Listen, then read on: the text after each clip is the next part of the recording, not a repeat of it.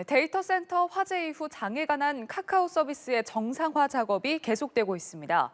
카카오톡과 택시 등 주요 서비스는 기능이 다시 돌아왔는데요. 하지만 온전한 복구까진 좀 더 시간이 걸릴 것으로 보입니다. 서영석 기자입니다. 카카오의 생활 밀착형 서비스들 주요 기능이 정상화됐습니다. 카카오톡과 카카오택시, 그리고 카카오페이와 뱅크 같은 금융 서비스입니다. 하지만 주말인 토요일부터 시작된 복구 작업에도 불구하고 메일 서비스 등은 여전히 원활하지 않습니다. 로그인은 가능하지만 메일 송수신은 불가능한 상태입니다.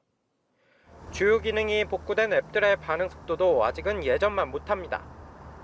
카카오 측은 3만여 대의 서버 가운데 3분의 2가량이 정상 작동하고 있다며 서버가 모두 작동하는 완전 정상화까지는 서비스별 사용량에 따라 지연 현상이 있을 수 있다고 설명했습니다. 반면 같은 데이터 센터를 일부 사용했던 네이버는 모든 서비스의 정상 작동을 알렸습니다. 서비스 장애로 인한 피해 보상에 관심이 커지는 가운데 카카오는 우선 음원, 웹툰, 게임 등 유료 서비스는 이용권 기간을 늘리거나 전용 캐시를 지급하겠다는 보상안을 내놨습니다. 이번 주로 예정된 소비자 피해 신고센터 개설은 아직 구체적인 날짜를 잡지 못하고 있습니다. 서비스 복구 작업이 먼저라는 겁니다. 서비스 정상화에 주력하고 있으며 금주 중에 피해 신고 채널을 오픈할 예정입니다. 기존 카카오 고객센터 전화 1577-3357과 이메일 주소 등이 이용될 예정인데 구체적인 방법은 추후 공지될 예정입니다.